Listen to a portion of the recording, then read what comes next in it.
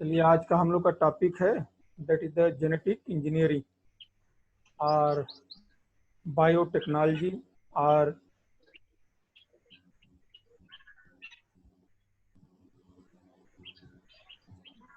देखो, हम इस टॉपिक पे है, वैसे बहुत वाइड एरिया है, बहुत रिसेंट है, वर्क भी इस पे बहुत ज़्यादा हुए हैं।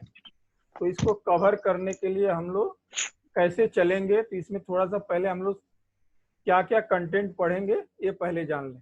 सबसे पहले हम लोग देखेंगे इसमें what is the concept of the genetic engineering. फिर इसके हम कुछ हिस्टोरिकल एस्पेक्ट देखेंगे, कैसे कैसे आया, कौन की कहाँ कहाँ कौन से इवेंट्स हुए इससे इस फील्ड में। फिर हम देखेंगे कॉन्सेप्ट ऑफ द जीन, क्योंकि ये सब जेनेटिक इंजीनियरिंग है क्या, जीन का मॉडिफिकेशन है, जीन का कॉन्सेप्ट ऑफ जीन, जीन क्या होता है इसके बारे में हम लोग बात करेंगे। फोर्थ टॉपिक हम लोग जो यूज करेंगे that is the tools use in the genetic engineering. कौन कौन से टूल्स हम यूज करेंगे जेनेटिक इंजीनियरिंग में, उनके बारे में एक एक करके बात करेंगे।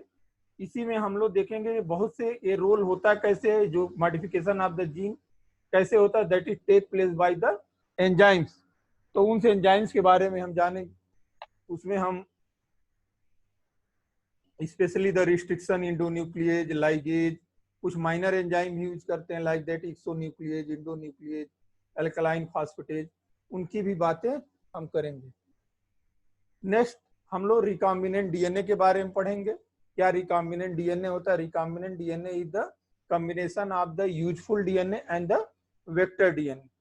तो रिकॉम्बिनेंट डीएनए क्या होता है, किसका बना होता है, तो आपको ऑलरेडी पता है, it is the combination of the vector DNA and the foreign DNA और द पैसेंजर डीएनए। तो कौन कौन से वेक्टर डीएनए होते हैं, इसमें हम प्लाज्मिड के बारे में, फेज डीएनए के बारे में, कास्मिड, फेजमिड, ट्रांसपोजेबल जेनेटिक एलिमेंट के बारे में हम लोग देखेंगे। पैसेंजर डीएनए में या यूजफुल डीएनए में, या तो इसको हम क्या करते हैं, किसी न किसी से आइसोलेट करते हैं या खुद लैब में सिंथेसाइज करते हैं। तो दैट आर द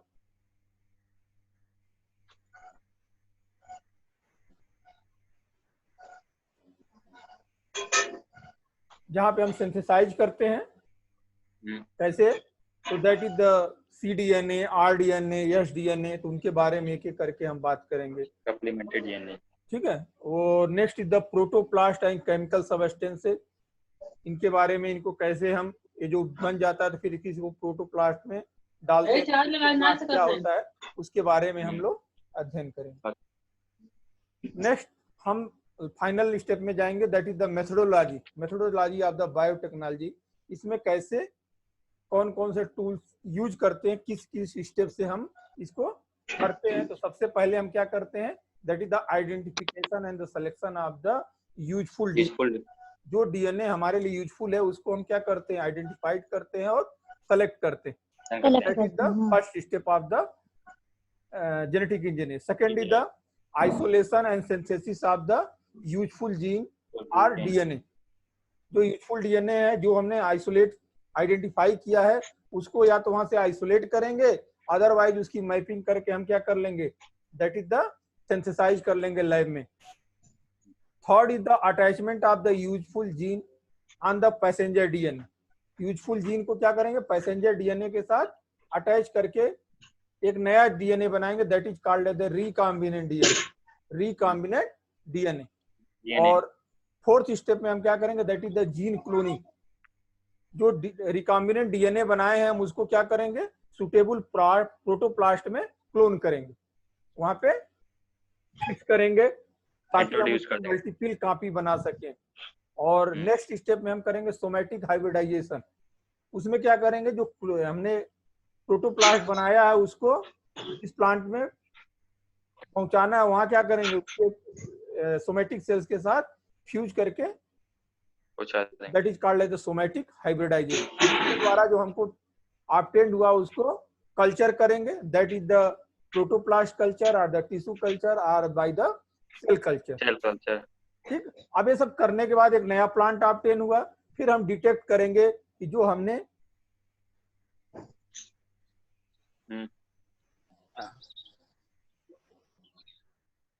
ऑब्टेन किया है क्या वो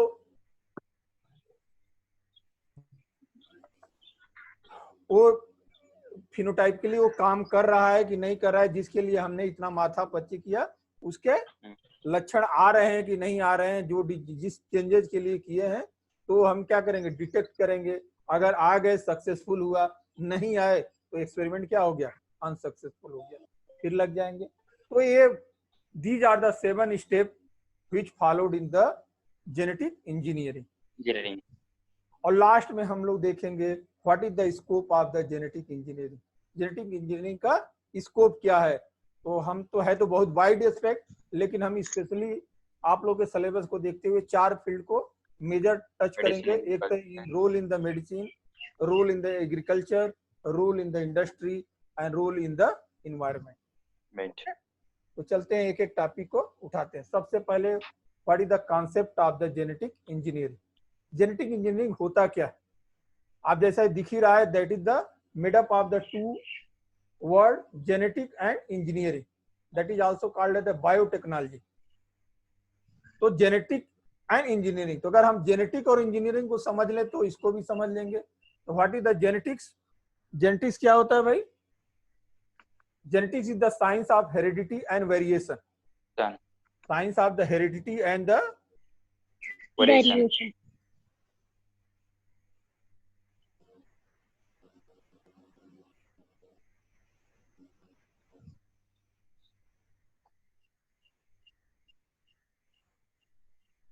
It is the science of heredity and the variation। और unit of the heredity is the gene। Unit of the heredity is the gene। और gene is the made up of the DNA। Gene is the made up of the DNA। Okay. Engineering की बात करें तो engineering क्या होता है, आप लोग सब लोग जानते हैं। इंजीनियरिंग में कोई कहता है दैट इज द मैकेनिक्स वगैरह वगैरह, लेकिन इंजीनियरिंग की अगर साइंटिफिक टर्म में बात करोगे, it deals the designing, constructing and the managing A system at work. किसी भी काम के लिए करने से पहले हम क्या करते हैं, उस काम को डिजाइन करते हैं, फिर कंस्ट्रक्ट करते हैं और फिर उसको मैनेज करते हैं। जैसे मान लीजिए सपोज दैट आपको कोई फैक्ट्री ही बनानी है, तो ऐसे नहीं फैक्ट्री स्टेब्लिश कर देंगे, पहले तो डिजाइन करेंगे, कितना एरिया चाहिए मैपिंग करेंगे, फिर कंस्ट्रक्शन कराएंगे और फिर उसको वर्क फोर्स के अनुसार मैनेज करेंगे। तो that is called the engineering. या आप एक तरह से कह सकते हो जो वर्क है या इफिशियंसी को बढ़ाने के लिए हम क्या करते हैं, it is the manipulation of the work efficiency. Engineering के द्वारा क्या कर देते हैं, जिस खेत में एक छोटे से यंत्र के द्वारा जितने जुताई कर सकते हैं, एक ट्रैक्टर लगा दें, बहुत तेजी से काम कर जाएगा। आजकल देखते हैं रोडों पे कंस्ट्रक्शन हो रहा है, बड़ी बड़ी हैवी मशीनें आ गई, इंजीनियरिंग टूल्स आ गए, जिसके द्वारा क्या हो सकता है, एक पत्थर को तोड़ने में 10 मजदूर 4 दिन में तोड़ेंगे, वो मशीन क्या करती है, विद इन मिनट सब तोड़ के रख देती है। ठीक है, तो इससे हो क्या रहा है, वर्क की इफिशियंसी क्या हो रही है, मैनिपुलेट हो रही है। ठीक है, तो इंजीनियरिंग का यूज क्या कर रहे हैं, मैनिपुलेट कर रहे हैं, वर्क को, इफिशियंसी को बढ़ा रहे हैं। हेरा फेरी ना कहिए, हेरा फेरी दूसरा शब्द हो जाएगा। मैनिपुलेट कर रहे हैं मतलब उसको क्या कर, मल्टीप्लाई कर रहे हैं। जो काम एक दिन में हो 10 दिन में हो सकता है, उस काम को हम क्या कर रहे हैं, एक दिन में कर ले रहे हैं। उसकी क्वालिटी को क्या कर रहे हैं, हम इम्प्रूव कर ले रहे हैं, एक्सेलरेट कर रहे हैं। हाँ ठीक है, तो दैट इज द, एक शब्द में कह सकते हो, it is the manipulation, it is the manipulation को हम इंक्रीज कर रहे हैं। अब बात आ गई जेनेटिक इंजीनियरिंग, तो यहीं से दोनों बातें आ गई। जेनेटिक्स क्या है, जीन है, और इंजीनियरिंग क्या है, मैनिपुलेशन। तो एक शब्द में कह सकते हो, genetic engineering deals the manipulation of the gene, manipulation of the gene, manipulation of the genetic material, manipulation of the DNA. क्योंकि जीन डीएनए का बना हुआ है और जेनेटिक मटेरियल भी क्या है, डीएनए है। Therefore genetic engineering deals the manipulation of the genetic material और द डीएनए। अगर कॉन्सेप्चुअली जेनेटिक इंजीनियरिंग की बात करोगे तो that is the engineering of the useful DNA और द फॉरेन डीएनए। इसमें करते क्या है, जो भी हम यूजफुल डीएनए उसको सबसे पहले आइडेंटिफाई करते हैं, सेलेक्ट करते हैं, देन आइसोलेट करते हैं और द सिंथेसाइज करते हैं, फिर इंसर्ट करते हैं in the suitable vector, then cloned in the suitable protoplast to obtain the multiple copy, and then use these copy either to improve the characteristics or the efficiency of the process or an organism, or to use it for the synthesis of the some useful product like hormones, protein, antibodies, vitamins and other industrial product. तो हर genetic engineering में हम यही 7 जो आपको हमने step बताए वही follow करते हैं।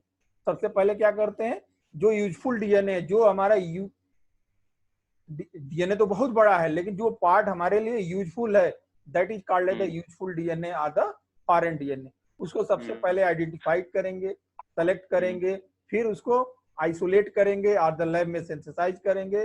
फिर उसको हम क्या करेंगे, एक सुटेबल वेक्टर में इंसर्ट करेंगे टू आप मेक द रिकॉम्बिनेंट डीएनए। फिर उसको क्लोन करेंगे सुटेबल प्रोटोप्लास्ट में to obtain the multiple copy. अब हमने इतनी मेहनत से एक बनाए, बार बार थोड़ा ना बनाएंगे, एक बार बना लिया उसको क्या करें, फोटोकॉपी मशीन की तरह कॉपी कर दें, हजारों पेज बना दें। अगर आपसे कहें भैया यही पेज 1000 बार लिखो और सबको बांटो, या एक बार कहेंगे आप एक बार लिख लो और उसको फोटोकॉपी करके बांट दो, कौन सा आसान है? फोटोकॉपी करना जस्ट लाइक। तो उसी तरह हम क्या किए, किसी इतनी मेहनत से हमने फॉरेन डीएनए को आइसोलेट किया, सेलेक्ट किया, और सेलेक्ट करने के बाद क्या करें, उसको मल्टीपल कॉपी, ताकि क्या हो, बार बार कट न करना। इतना आसान नहीं है फॉरेन डीएनए को खोजना, ठीक है। एक तो जो दिखाई नहीं देता है, उसके लिए कैंची कौन सी हो, कैसे उसको सेलेक्ट करें जो यूजफुल हो, ये बहुत कठिन टास्क है, ठीक है। और डिफिनीशन अगर वर्ल्ड लेवल में कुछ अगर बात करोगे, जो सिस्टम कहीं दिए गए हैं डिफिनीशन, तो जैसे biotechnology is use of the living system and organism to develop और मेक यूजफुल प्रोडक्ट और एनी टेक्निकल एप्लीकेशन। ये डिफिनीशन किसी द्वारा दी गई है, इसलिए कोटेड है। Any technical application that use biological system, living organism or derivatives thereof to make or modify product or process for specific use। जो European federation of the biotechnology है, वो बायोटेक्नोलॉजी को कैसे डिफाइन करती है, the integration of natural science और organism, cells, parts thereof and molecular analog for the product and services। ठीक है, तो याद हो जाए तो द बेस्ट, नहीं तो अदरवाइज आपको हमने एक ही शब्द में कह दिया, it is the nothing, it is the manipulation of the gene, it is the manipulation of the DNA, it is the manipulation of the genetic material. इसमें वो 5 स्टेप की बात करें, आपका डिफिनीशन इज द कंप्लीट, ठीक है। तो देखो, ऐसा नहीं है कि बायोटेक्नोलॉजी आज की बात है, आज हो रहा है, टेक्नोलॉजी का ज्यादा यूज हो रहा है, लेकिन पहले भी हम लोग इसको यूज करते थे। ओल्डेस्ट फार्म में भी बायोटेक्नोलॉजी, आज से नहीं दही जमा रहे हैं, आज से ब्रेड नहीं बना रहे हैं, आज से हम दारू नहीं बना रहे हैं, दारू बहुत पहले से चला आ रहा है स्पून ब्रश के नाम से। तो दीज आर द बायोटेक्नोलॉजी का रोल ही है। हम उसको क्या करते हैं, ऐसे बनता, उसको हम प्रोडक्ट को क्या करते हैं, मॉडिफाई करते थे। तो दैट इज द, जैसे हम फर्मेंटेशन के तमाम प्रोडक्ट बनाते हैं, चाहे अल्कोहल हो, वाइन हो, ब्रिवरेज हो, घर में सिरका बनाते हैं, तमाम जो ये काम करते हैं, ऑल आर द, एक तरह से कहिए तो that are the biotechnology. Technology है तो that is also aspect of the biotechnological technique, biotechnological technique. ये मत सोचिए कि नया ही है। चलिए बात करते हैं इसके हिस्टोरिकल एस्पेक्ट की। देखो, अगर बात हमने शुरू में ही कहा कि genetic engineering is the manipulation of the gene. ये क्या है, मैनिपुलेशन ऑफ द जीन।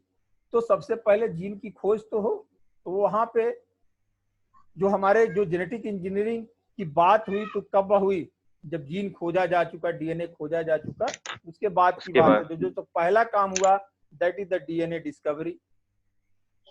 उसके बाद उस डीएनए को, जो यूजफुल डीएनए हमने किया, उसको आइसोलेट करने के लिए हमको कुछ एंजाइम चाहिए, उनको मैनिपुलेट करने के लिए कुछ एंजाइम चाहिए।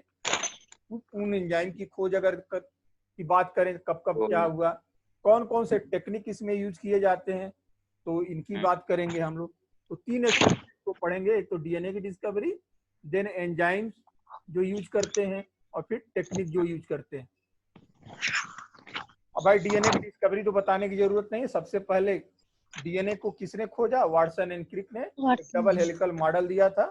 उन्होंने उसको दिया जिसको ड्यू टू द विल्किंस के एक्सरे डिफ्रेक्शन टेक्निक जो किया था, उसी के सहारे उन्होंने ये मॉडल देने में सक्सेस हुए।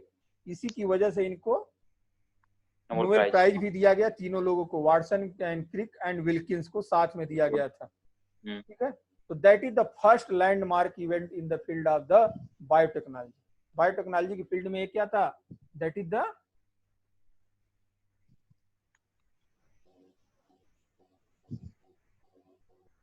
The first landmark events in the field of the biotechnology.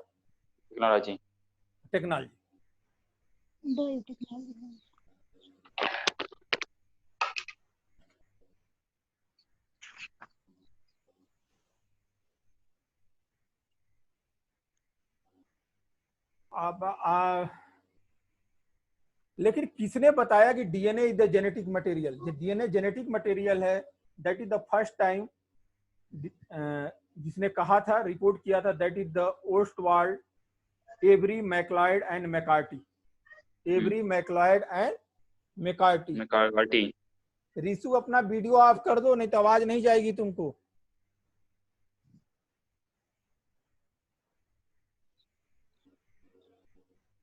Every, MacLeod and McCarty.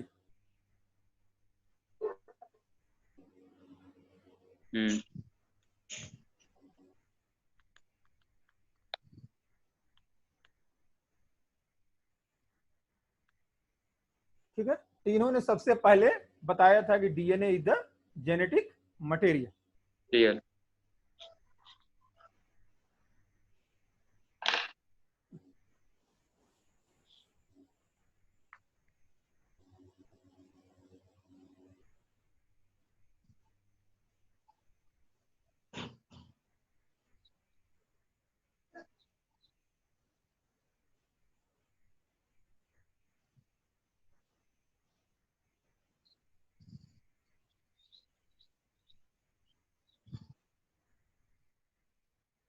ठीक है, later on the Marshall Nirenberg ने सबसे खोज किया था जेनेटिक कोड की।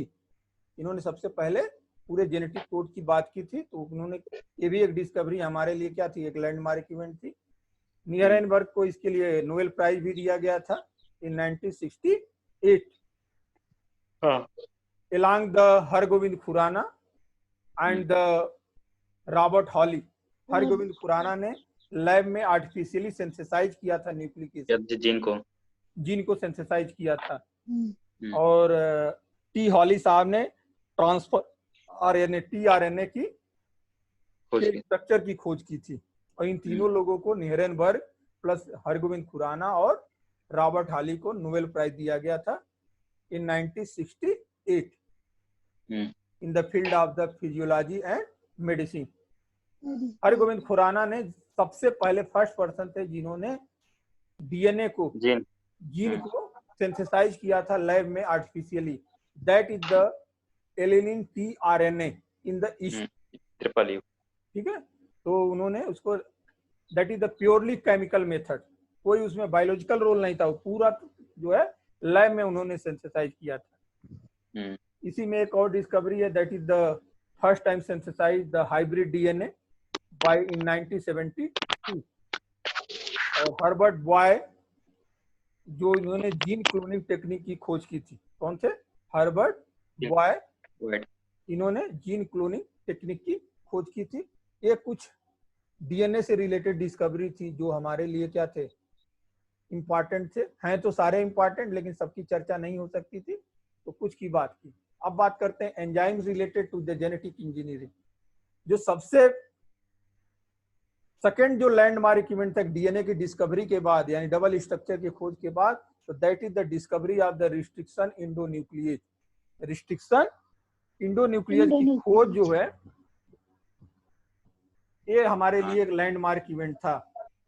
ये खोज एक बाइक नहीं हो गया, ये a lot of the biologists थे, molecular biologists थे, they are the related with the discovery, identifying and isolation of the restriction endonuclease.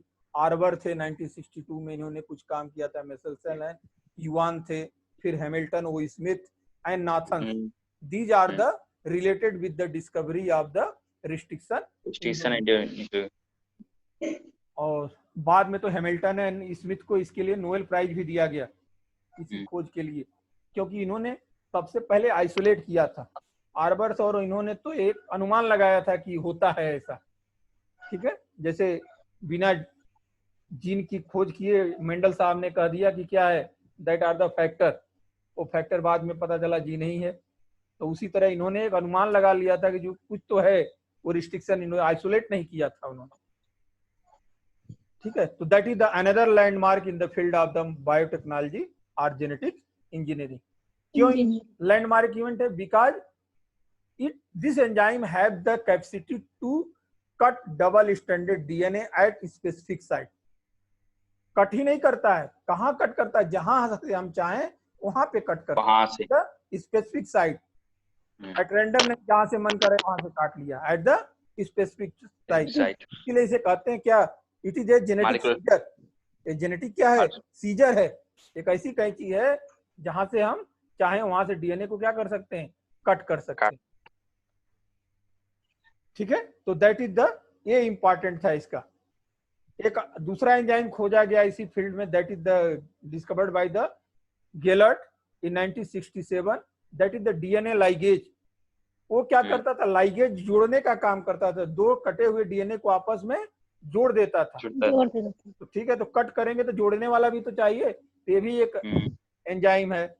एक और एंजाइम खोजा गया, that is the reverse transcriptase, which is discovered by the Temins and Baltimores. Temins and the Baltimore. अभी तक होता था क्या था कि हम डीएनए से डीएनए बनाते थे या डीएनए से आरएनए बनाते थे। डीएनए से डीएनए बनना रेप्लिकेशन, डीएनए से आरएनए बनना ट्रांसक्रिप्शन, आरएनए से प्रोटीन बनना translation. That is called as the central dogma. इसी को क्या कहते हैं हम? Central dogma. लेकिन इन्होंने एक उल्टा काम कर दिया, इन्होंने आरएनए से डीएनए बना दिया, आरएनए से डीएनए बना दिया, that is the reverse transcription. तो ये एंजाइम क्या करता था? आरएनए को टेम्पलेट के रूप में यूज करता था और उस आरएनए से डीएनए सिंथेसाइज करता था। This is called as the reverse transcriptase. Reverse transcriptase ये भी बड़ा इंपॉर्टेंट है आगे चल के कि किस बहुत से प्रोड्यूस कॉम्प्लीमेंट्री डीएनए। हाँ, बहुत से हैं जो आरएनए मालूम है आपको। सपोज दैट प्रोटीन की सीक्वेंस मालूम हो गई तो ये आरएनए मालूम हो जाएगा। अगर प्रोटीन में अमीनो एसिड सीक्वेंस मालूम हो जाए तो उसी के अनुसार अमीनो एसिड सीक्वेंस से आप एमआरएनए बना लोगे और उसी एमआरएनए से डीएनए बना लोगे लैब में। तो that is the another important discovery in the field of the genetic engineer. बात करते हैं टेक्निक की, तो टेक्निक तो बहुत सी यूज की जाती हैं, like that electron microscopy, chromatography, ultrasonic, gel electrophoresis and various बहुत से टेक्निक हैं मॉडर्न में आए दिन खोजी जा रही हैं, तो जिससे इम्प्रूवमेंट होता जा रहा है। लेकिन इसमें तीन बड़े इंपॉर्टेंट तीन चार है बहुत क्रूशियल एस्पेक्ट है discovery. That is the Southern blotting technique, which is discovered by the Edwin Southern. किसने खोजा था? Edwin Southern. और the detection of the DNA, DNA कहाँ है उसको डिटेक्ट करने का काम इस टेक्निक के द्वारा करते हैं। That is by the Southern blotting technique. Northern blotting technique, it is the discovered by the Alwine. It use to detect RNA. किसको डिटेक्ट करते हैं? आरएनए कहाँ है, तो आरएनए को डिटेक्ट करने के लिए इस टेक्निक का हम यूज करते हैं। Western blotting technique, this is the developed by the Towbin, use for detection of the protein. हमारे मेजर क्या हैं? डीएनए, आरएनए और प्रोटीन। ऐसे सेल्स में हम पता करेंगे। That is the done by the Southern blotting technique, northern blotting technique, western blotting technique. Eastern बचा है केवल अभी, ईस्टर्न केवल बचा है। एक्चुअली नाम पड़ गया क्योंकि साउदर्न ने खोजा था तो वहां तो हाँ। पहले खोजा इसलिए साउदर्न पर, अब उसके बाद कई लोगों ने खोजा तो वो उसी को रिपीट कर दिया इन्होंने, नॉर्दर्न एंड वेस्टर्न। Done. तो that is the southern, northern and Western. Western. याद रखना, एक क्वेश्चन बार बार पूछता है किसने खोजा और किसके लिए यूज करते इसलिए हैं। तो southern is the use for the detecting DNA, northern use for detecting RNA, western use for the detecting protein. 20. Okay. एक और टेक्निक बड़ी इंपॉर्टेंट है, that is the sequencing of the DNA. अगर हम डीएनए की सीक्वेंसिंग नहीं करेंगे, पता नहीं करेंगे, तो कैसे हम पता चलेगा ये जो यूजफुल डीएनए उसको सिंथेसाइज कैसे करेंगे हम? मालूम तो होना चाहिए ना भैया, किस किस क्रम में कौन कौन से आपके न्यूक्लियोटाइड जुड़े हुए हैं, कौन कौन से नाइट्रोजनस बेस किस क्रम में जुड़े हुए हैं। That is called as the sequencing of the DNA. DNA. Done by the two method. One is called as the chain termination method. This technique is discovered by the Sanger. किसने खोजा था? सेंगर साहब ने खोजा था।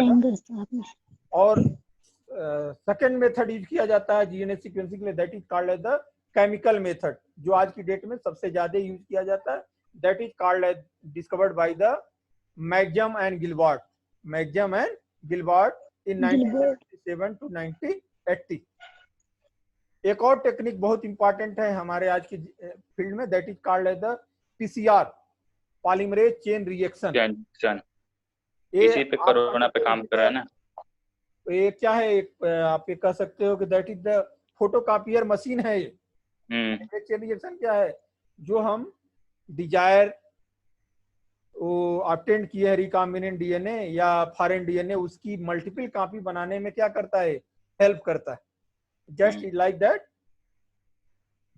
फोटोकॉपियर मशीन है genetics के field में। Xerox machine. It is xerox machine है। It is the use for the manipulation of the gene. First time develop by the American biochemist Kary Mullis. ये भी क्वेश्चन बहुत बार पूछा है, पीसीआर को किसने खोजा था? That is the discovered by the carry मुलिस। और जो एंजाइम यूज किया जाता है that is the tag polymerase. बाद में हम बताएंगे आप लोगों को क्या होता है टैग पॉलीमरेज।